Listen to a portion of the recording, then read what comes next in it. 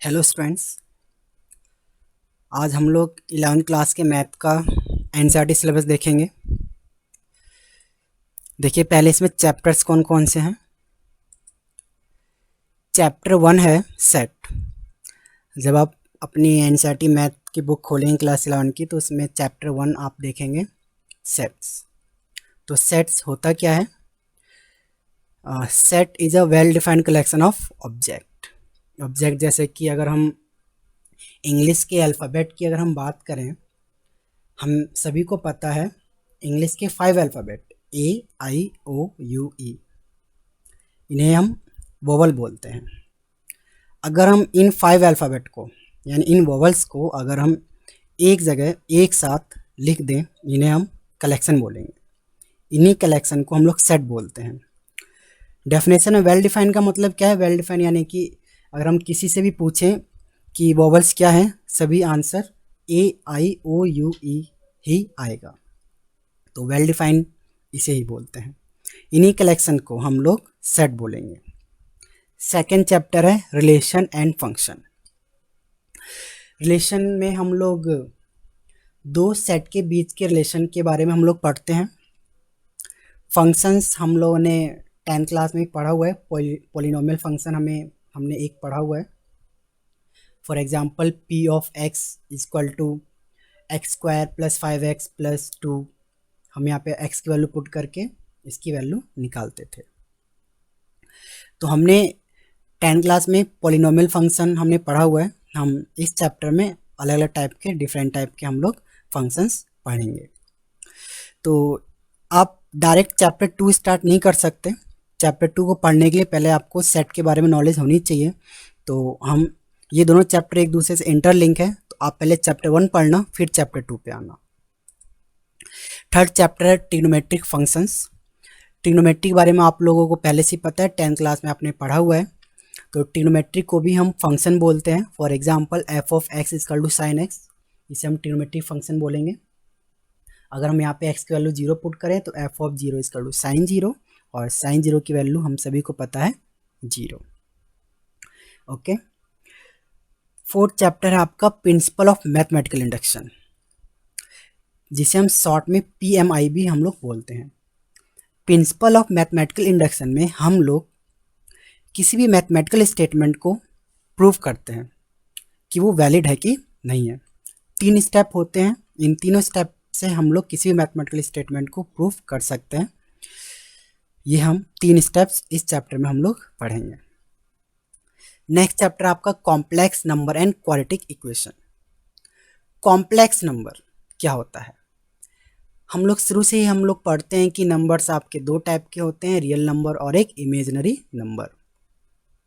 Imaginary number यानी √-1, √-2, √-3, यानी कि जिन नंबर्स को हम लोग नंबर लाइन पे रिप्रेजेंट नहीं कर सकते। रियल नंबर लाइन पे जिन्हें हम रिप्रेजेंट नहीं कर सकते, उन्हें हम कॉम्प्लेक्स नंबर या इमेजिनरी नंबर हम लोग बोलते हैं। इमेजिनरी नंबर को ही कॉम्प्लेक्स नंबर बोलते हैं, यानी √-1, √-2, √-3 इन टाइप के नंबर, यानी रूट के अंदर इसमें माइनस नेगेटिव होते हैं। ओके। इसमें क्वाड्रेटिक इक्वेशंस में हम लोग क्या पढ़ते हैं?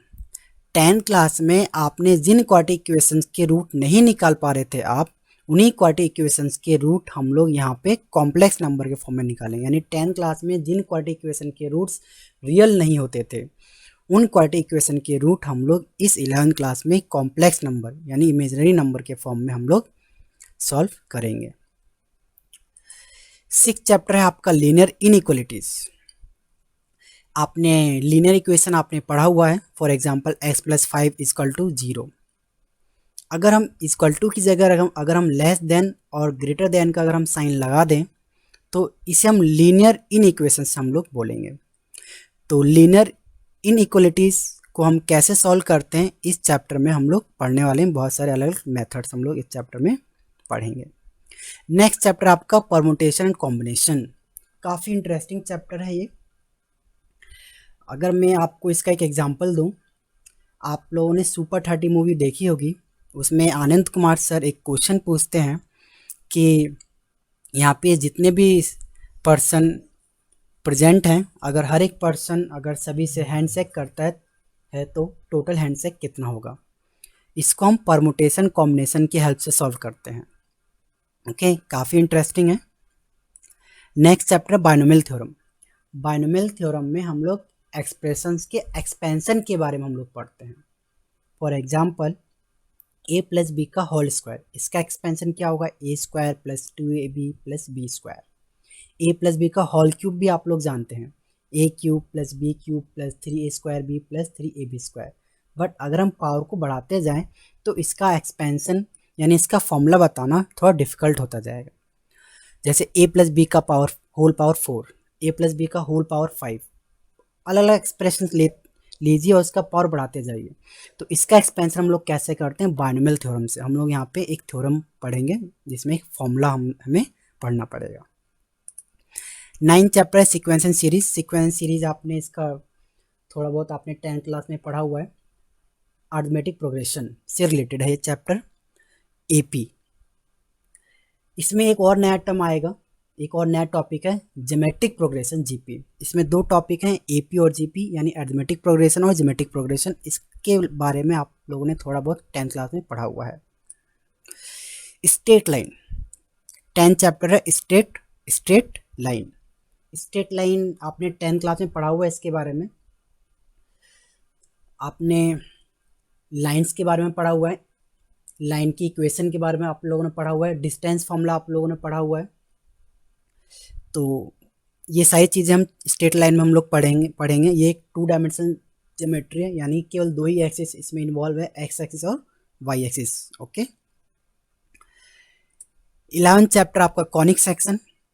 कॉनिक सेक्शन में आप लोग सर्कल की इक्वेशन, पैराबोला की इक्वेशन, हाइपरबोला की इक्वेशन, इलिप्स की इक्वेशन और उसके अलग अलग डिफरेंट टाइप के टर्म्स के बारे में हम लोग पढ़ेंगे। नेक्स्ट चैप्टर है introduction to 3 dimensional geometry. Chapter 10 आपका 2 डायमेंशनल ज्योमेट्री है। चैप्टर 12 आपका 3 डायमेंशनल ज्योमेट्री, यानी कि यहाँ पे एक्स एक्सिस, वाई एक्सिस और जेड एक्सिस तीनों एक्सिस यहाँ पे इन्वॉल्व होंगी। ओके। 13 चैप्टर आपका limit and derivative. Limit and derivative आपका काफ़ी ज़्यादा इंपॉर्टेंट चैप्टर है, और ये चैप्टर आप तब तक नहीं पढ़ पाएंगे जब तक आप चैप्टर 2 और चैप्टर 3 क्लियर ना कर लें। लिमिट एंड डेरिवेटिव अगर आप 11th क्लास में अच्छे से कंप्लीट कर लेते हैं, यानी अगर इसके हर एक कॉन्सेप्ट को अगर आप अच्छे से पढ़ लेते हैं, तो 12th क्लास में आपको डिफ़िकल्टी नहीं होगी। इसी वजह से आप लोग 11th क्लास में इसको जम के अच्छे से इसके कॉन्सेप्ट को पढ़ लेना। नेक्स्ट चैप्टर आपका मैथमेटिकल रीजनिंग। मैथमेटिकल रीजनिंग ये पूरा थ्योरेटिकल चैप्टर है। स्कूल एग्जामिनेशन में 1 और 2 मार्क्स के इस चैप्टर से क्वेश्चन पूछ लिए जाते हैं। 15 चैप्टर आपका स्टैट के बारे में आप लोगों ने 10th क्लास में पढ़ा हुआ है। 11th क्लास में थोड़ा एक्सटेंडेड है, यानी और भी नए टर्म्स, नए टाइप के क्वेश्चन आप लोग पढ़ेंगे। 16 चैप्टर प्रोबेबिलिटी भी आपने छोटी क्लास में पढ़ा हुआ है। 11th क्लास में भी ये थोड़ा एक्सटेंडेड है, थोड़ा डिफरेंट है, इतना भी डिफरेंट नहीं है, 10th क्लास से मिलता जुलता है, बट थोड़ा एक्सटेंडेड है। तो 11th क्लास में आपका ये टोटल 16 चैप्टर है, और ये आपका 10th क्लास से थोड़ा थोड़ा रिलेटेड है। ओके। आप चैप्टर 1 से स्टार्ट कर सकते हैं, आप या डायरेक्टली चैप्टर 9 से भी स्टार्ट कर सकते हैं। चैप्टर 9 इसलिए मैंने बोला क्योंकि चैप्टर 9 आपका थोड़ा मुझे इजी लगता है और ये 10th क्लास से रिलेटेड है, इस वजह से आप इसे अच्छे से सॉल्व कर सकते हो। मेरे ख्याल से आप चैप्टर 1 से स्टार्ट कीजिए, सेट से स्टार्ट कीजिए। ओके। अगर आपके पास बुक नहीं है तो आप अपने आसपास किसी भी 12th क्लास के बच्चे से मैथ की बुक अरेंज कीजिए, 11th क्लास की मैथ की बुक अरेंज कीजिए। अगर आप वो भी नहीं कर पा रहे हैं, अगर आप अरेंज नहीं कर पा रहे हैं, कोई ऐसा स्टूडेंट नहीं है 12th क्लास का, तो आप online NCERT math book download कर लीजिए और अपनी पढ़ाई स्टार्ट कीजिए। और अपनी पढ़ाई स्टार्ट करने के लिए आप किसी भी टीचर को फॉलो कीजिए। यूट्यूब पे बहुत से टीचर्स हैं, आप मुझे भी फॉलो कर सकते हैं। सिलेबस मैंने आपको बता दिया है, और हर एक चैप्टर में आप लोग क्या क्या पढ़ने वाले हैं, 10th क्लास से कैसे रिलेटेड है, वो भी मैंने आपको बता दिया है। लॉकडाउन में आपको जितना टाइम मिल रहा है इतना टाइम तो आपको समर वैकेशन में भी नहीं मिलेगा। आपके पास अच्छा मौका है, अपॉर्चुनिटी है, आप इसमें 11th क्लास के सिलेबस मैथ को आप कंप्लीट कर सकते हैं। Okay, thank you.